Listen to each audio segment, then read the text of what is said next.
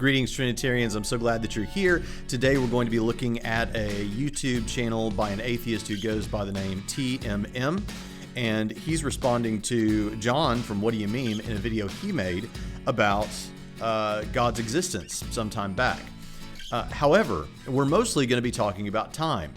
You know, Christians often say strange things about time. You know, a few weeks ago, I was at a church in Tennessee, and a woman was asking me. She said, "Well, if in the afterlife, if in on the new heaven, on the new earth, time will be no more, then what will music be like, and what will how will we move about, and what will it be like? We can't even imagine an existence without time." Well, that's right. In fact, there wouldn't be any music if there were no time. You wouldn't move about if there were no time. Those things all involve the passing of temporal moments. When people speak of in the afterlife, time being no more, what they mean by that is there will be no need to think of it in the sense of it coming to an end. We will exist everlastingly. And so Christians say some odd things about time, but I've also found here recently that atheists say some odd things about time as well. And so in this video, we're going to respond to a guy who I can only imagine thinks that time serves as an excellent defeater to everything that John says in his video. Now, I don't know much about this guy. He's got something like 43,000 subscribers on YouTube, so he's obviously influencing people. He's obviously impacting thought out there, but and I'm sure he's a smart guy, a nice guy. I don't know much about him, but I just know what I've seen in this video. And so we're going to take a look now at what he has to say, and we'll see a little bit of John as well from Whaddoyoumeme. Here's a guy who thinks he can show why a God must exist. We can start by having you take a look around. Now, what do you see? You probably see a bunch of stuff. Okay, now think about that stuff. And it doesn't matter what kind of stuff you're looking at, this will work fine for anything that you can see.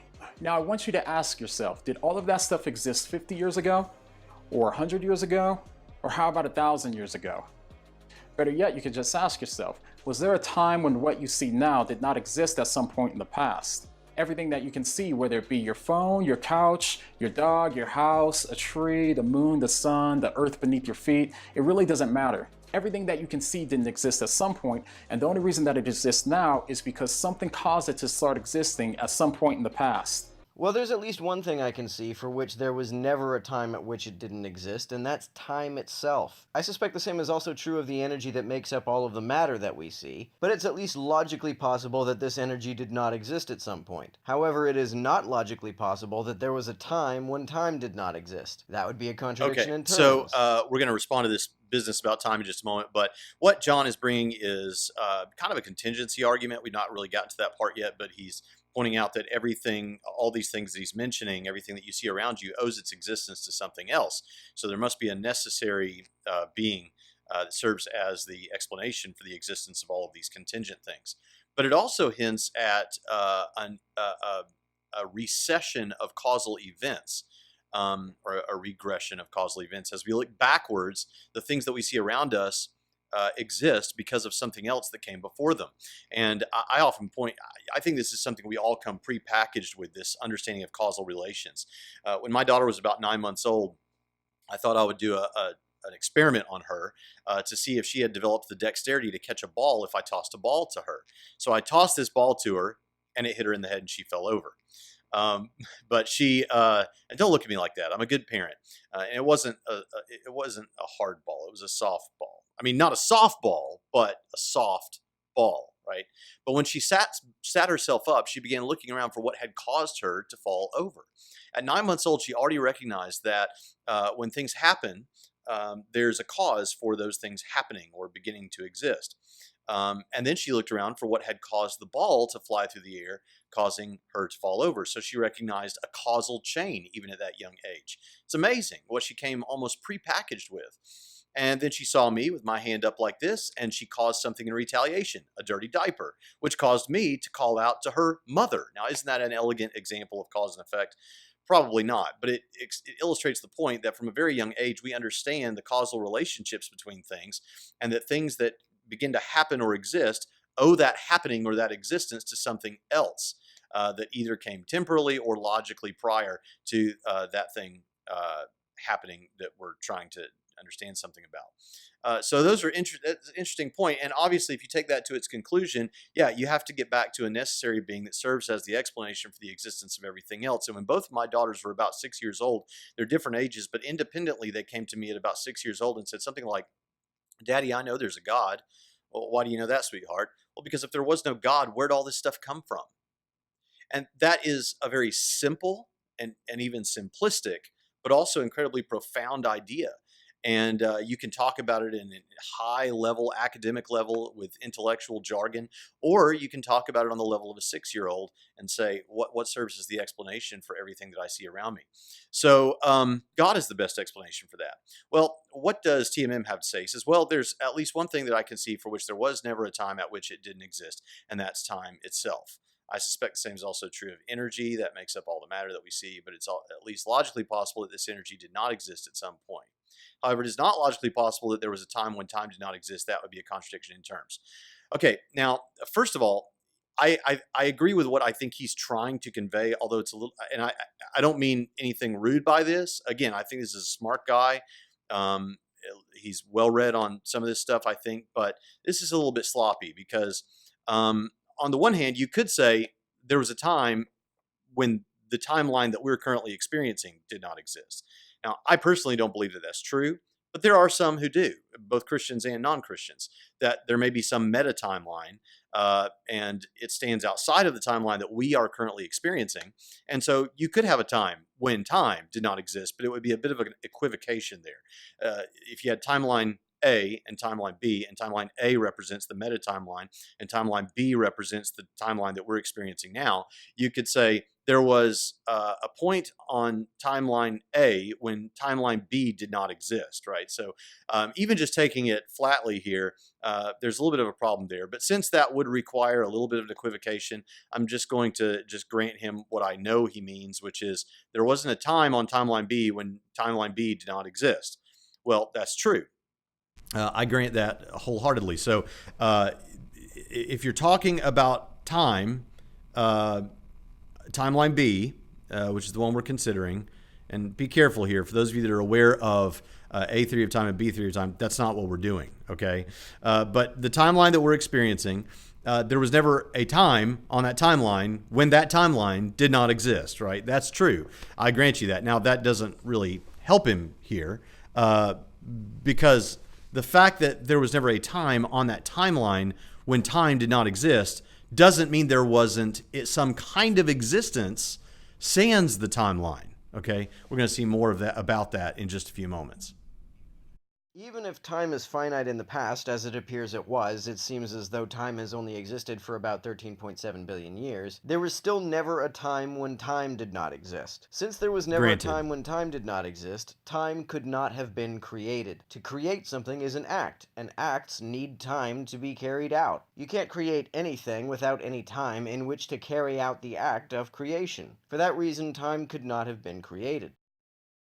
Okay, now this is simply a misunderstanding because you could say very simply that the act of creation by God was the very first moment of time. In fact, that's how we talk about it. That's how we think of it. So you would have, and by the way, the thing that gets you to that is agent causation. So we have different types of causation. We have event causation, like if I threw a book through a window and it broke the window, that's an event that led to another event happening. We have state causation. That's like if you have a podium and there is a book sitting on top of the podium, the state of the podium is causing the state of the book to be suspended in the air. Or as some people like to think about it, a frozen pond with a log resting on top of it. The state of the frozen pond is leading to the state of the log resting on it. So you have state causation, but then you have state event causation. That's when a state leads to an event, and the way that you get there is personal agent causation. So if you want a good illustration for that, just imagine a man sitting. He's in a state, and then he stands up. He went from the state of sitting to standing up. Now, if we were to compress a stopwatch at the moment that he moved to stand up, well, then that would be the beginning of the timeline of his movement, and the timeline would begin and the movement would begin.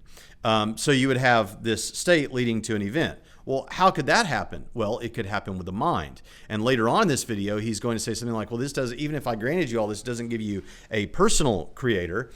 It does if you understand these different types of causation. That would be personal agent causation. Now, because someone would have to make the movement to move from a state to an event, especially from a state of timeless nothingness.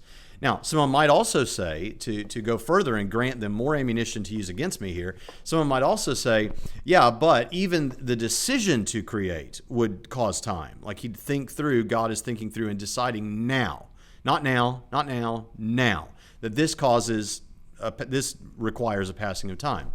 But that would only be true with beings that are not omniscient.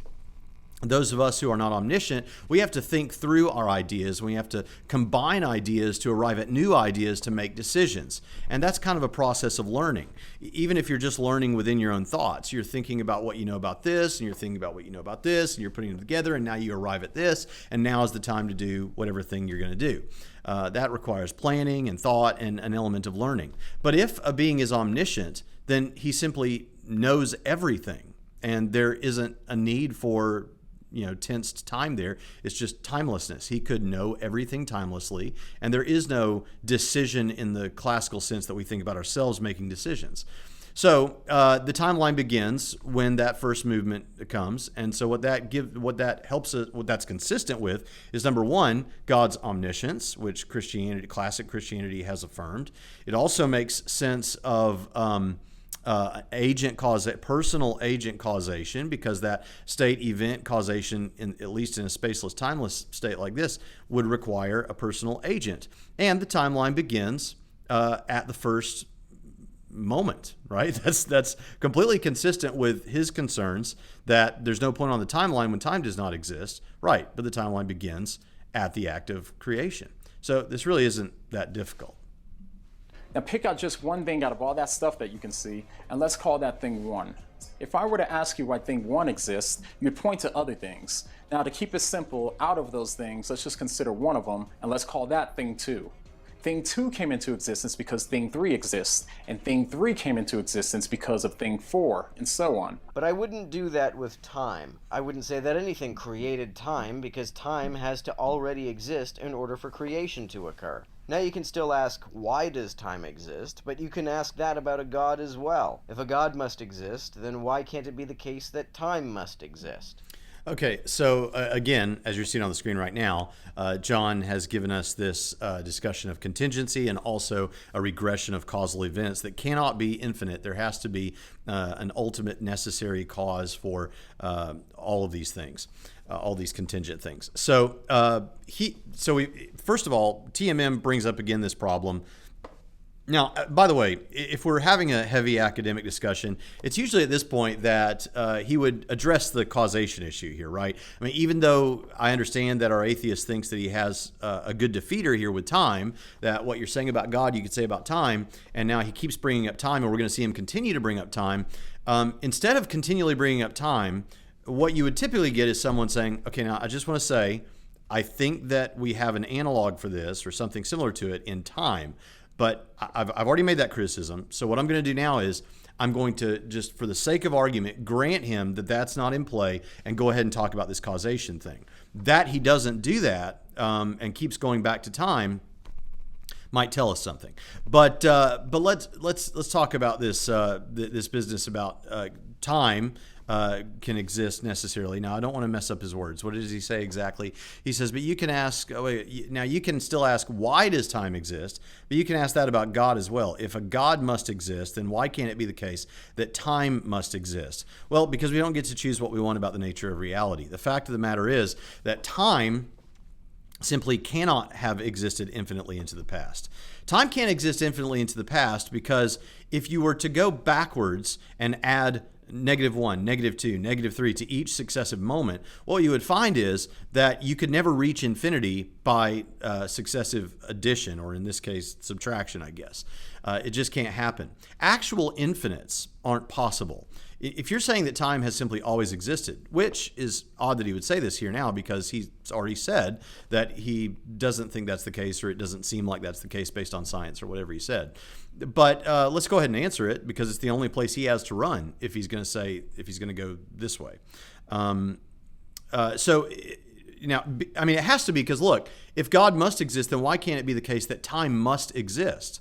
If you believe that time is finite in the past, as you kind of granted a while ago, then you agree that, sans the physical universe, time must not exist. Now, you may not think that sans the physical universe makes any sense at all, but I'd love to see anyone try to defend that. But we'll get to that here in just a little while. But so the only place you have to run is that time is infinite into the past, but time cannot be infinite into the past. Actual infinites don't exist. We talk about it poetically like there's an infinite number of grains of sand on the beaches of the world, but there's not actually. There is a number of grains of sand on the beaches of the world. We say there's an infinite number of stars in the sky, or atoms in the physical universe, or if there's a multiverse, all the atoms in all of the multiverses. Even though those numbers are ridiculously high, there still actually are numbers to all those things, and everyone agrees. The thing is, to say something is infinite would mean there is no number. It just goes on and on forever and ever and ever and ever and ever, and there is no number because it's infinite. It's literally infinite. There aren't things like that in the universe. There's not an actual infinite number of anything, because you run into all kinds of absurdities. For example, we would never have arrived at this moment if the past was infinite. Why not? Well, imagine that you had an infinite library where every other book is red and every other book is black. Now, so you have all red and all black books. Take away all the black books so that all that's left is red books. Now, how many books do you have? Well, if it was a literally infinite library, you still have an infinite number of books, because even though you took away half, you still have infinite, because that's the nature of infinite. Now, what if you added 52 to infinite? What if you took away 75 from infinite? Doesn't matter. You still have infinite. And so this is a serious problem. Now, in set theory, you could take a category and say infinite, and then say infinite plus 75. But the problem is, at least in set theory, you have a beginning and an ending. But with the past infinite universe, you don't even have a beginning. Try jumping out of a hole without a bottom to it. You can't do it. And so as a result, we would have never arrived at this moment. The idea of an actual infinite past is absurd and cannot be the case. So you can ask about, so if God must exist, then why can't it be the case that time must exist? Because we don't get to choose what we want to be true about the nature of reality, and it's not possible that time is past infinite. If you think that it is, you need to demonstrate that to me, and until you do, I'll happily believe what I'm affirming right now, because it leads to all kinds of actual problems. But you still need a necessary first cause. It's still going to be personal for the reasons that we've described, and it's still going to come from state event causation, and it's still going to be the first moment in time will be the act of creation. Let's move forward. Okay, now hold that thought for a moment, and let's move from thinking about existence to the color red. Picture a red flower. Now, there's a reason why that flower is red. The flower didn't have to be red. The flower could have been yellow, the flower could have been white, the flower could have been purple, but instead it's red. The redness of the flower came from something else that gave it its redness. If something didn't give the flower its redness, then the flower wouldn't have been red. Now, the important thing to remember is that the flower itself is not the same thing as redness. Now, it has redness, but it's not redness itself. Back to existence. Existence is kind of like the color red. Existence is something that the flower has, but the flower itself is not the same thing as existence. It only has existence because something else gave it existence. The flower wouldn't exist unless it got its existence from thing 2, and thing 2 wouldn't exist unless it got its existence from thing 3, and thing 3 wouldn't exist unless it got its existence from thing 4, and this goes on and on. This is not only true for the flower, but this is true for every single thing that you can see right now. It's not true of time. Time couldn't have been given its existence from something else because the act of giving cannot be carried out without time already existing. This is not an event which could have occurred without time in which to occur. Okay, now you notice again, like he's got one criticism that he thinks undermines all of this. That one criticism is that you already have to have time in order for time to come into existence. But this, because what he's thinking, what I can only imagine he's thinking of is for whatever it is, God or anything else, to cause time to come into existence, that act of causation or thinking through into cause, or if there's something other than God, that movement or explosion or whatever it is that causes time to exist would have to have time in order for it to function. But of course, as we've seen already, that would not be true of a spaceless, timeless, non-material, sufficiently powerful mind that is omniscient, right? That doesn't have to think through things. And the first moment of time would be the act of creation. All of the stuff that exists will eventually trace back all the way until we get to a final point that we can call the OE. No, not that OE. OE as in original existence. Nah, I'ma help myself to this OE. Okay, better yet, let's just call it thing Z. Thing Z would be the starting point and the ultimate reason for why anything at all began to exist, or why anything exists right now. Now this leads to the next question. If the reason why anything exists is because it got its existence from something else, then what's the reason that thing Z exists? In the case of thing Z, things are a little bit different, because unlike everything else, we don't have anything else to point to, because thing Z is the first thing to exist. Why would that not be true of time? Remember OE, original existence? In other words, you can't point to something that doesn't exist in order to show why thing Z exists, because obviously that doesn't make any sense. Because thing Z didn't get its existence from anything else, then thing Z had to always have existed. And time has always existed. If by always you mean that there was never a time when it didn't exist. Even if time is finite in the past, it is still accurate to say that it has always existed in this sense. That's fine. So it would be impossible for anything to threaten its existence or to take it out of existence. That doesn't logically follow. The mere fact that something has always existed does not prove that it always will. Okay, now, first of all, to go into this would require a whole other video to explain what we mean by logical necessity. And so we'll just leave that. We'll just table that for now. But let's just go ahead and grant it. I mean, Matt Dillahunty brings this up often, too, is to say something like, well, how do we know that God didn't create the whole universe and then die immediately after? Or how do we know that a pixie didn't create the universe and then die a moment after or at some time later? Okay, if you're willing to grant me, here's why this criticism is useless. If you were willing to grant me that there was a God that existed, that created everything, but then he died, we could have a whole new conversation. But you wouldn't be an atheist anymore, would you? And at that point, you would have to shave away, Occam's razor would require you to shave away this concept that this God died, which is something you have no evidence for. Or if you do have evidence for it, you need to share with the class what that is. In other words, thing Z is eternal. Thing Z would not have existence, thing Z would be existence. Well, you obviously believe that your God is more than merely existence. There's nothing about existence that logically necessitates consciousness or lovingness or any of the other things you attribute to a God. Oh, yes, there is, and we've already been through it in this video. Rewatch if you need to. Another thing I'll add to this is, in a state of timeless nothingness, there is no determinism to work on this first cause, whatever this causal agent is, whether it's personal or not. There's no determinism in play to work on it, so it would have to have libertarian freedom. And what sort of things have libertarian freedom? Personal agents do. But I'm just going to go ahead. I can't take it anymore. I'll just put it simply like this. The reason that a necessary timeless entity cannot go out of existence is because it's timeless. It's also the reason God doesn't require a beginning. Beginning and ending are temporal terminology. It makes no sense to talk about beginning and ending unless you're talking about in time. If God exists timelessly, there's no beginning, but there's also no ending or him going out of existence. There we go. I said it. I would agree that thing Z would be necessary to the existence of anything else, but I think that's true of time. I don't understand what it means to say that something exists if it doesn't exist for at least some period of time. And your incredulity does not an argument make. The fact that you don't understand how something could exist timelessly does not mean things can't exist timelessly. So what could thing Z be?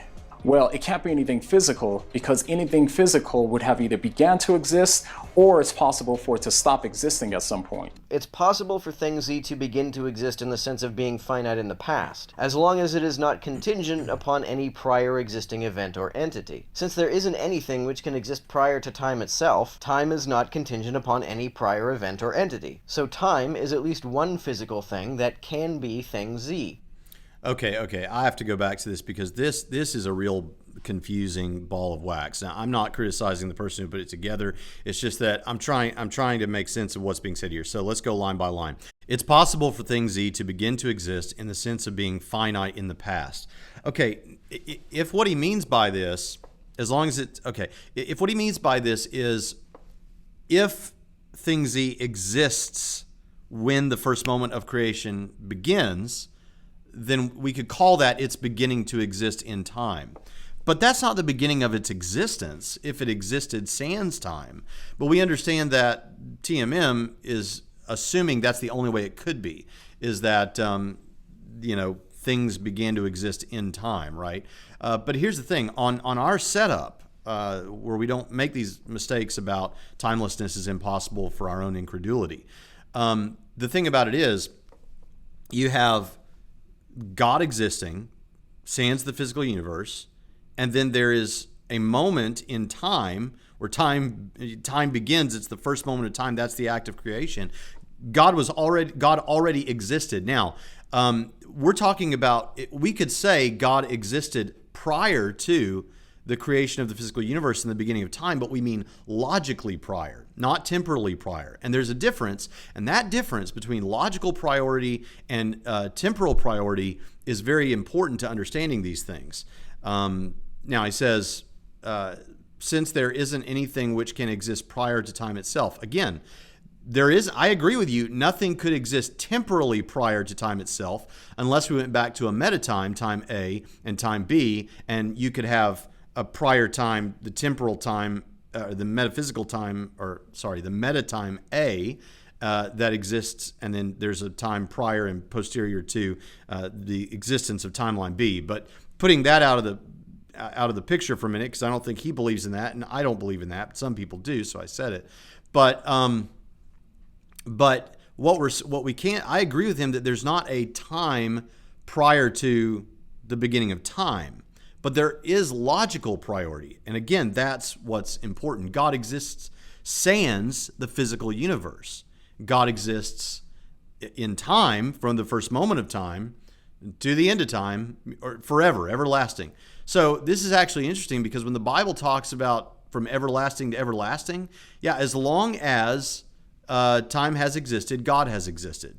And as long as time will exist, God will exist. But it's even better than that. He transcends time. That's a word we're going to come back to in a moment as well. But sans the physical universe and sans the timeline, God still exists, right? So it is difficult to talk about things without temporal language because that's the only way that we talk about things because we are confined to this temporality. Nevertheless, you can make sense of it simply enough. So he says, so time is at least time is not contingent upon any prior event or entity. Yes, it is. It's contingent upon some logically prior event or entity. And we're arguing here that is God. So you got to make that distinction. So time is at least one physical thing that can be thing Z. Absolutely not, for the reasons that we've just described. And because it isn't physical, it also would have to be beyond physical space. What does that mean? Beyond is a spatial orientation, so it is a contradiction in terms to speak of something existing beyond space itself. It's like saying it occupies a non-spatial space. That doesn't make any sense.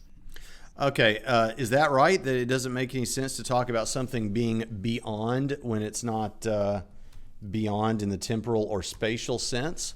Let's just see how people use the word beyond.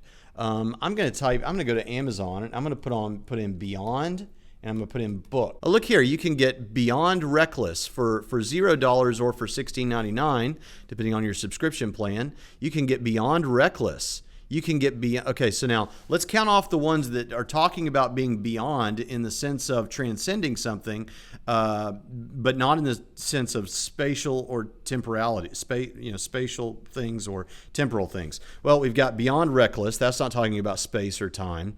Beyond Blessed, same there, not talking about space or time. Beyond these walls, okay, that's temporal, and that is temporal and spatial, I guess. Beyond the kitchen, I don't think that's talking about in the living room. I think that's talking about taking your abilities with cooking and stuff further. So that would not be in space or time. Beyond birds and bees, that sounds fantastic. And that is not talking about space or time.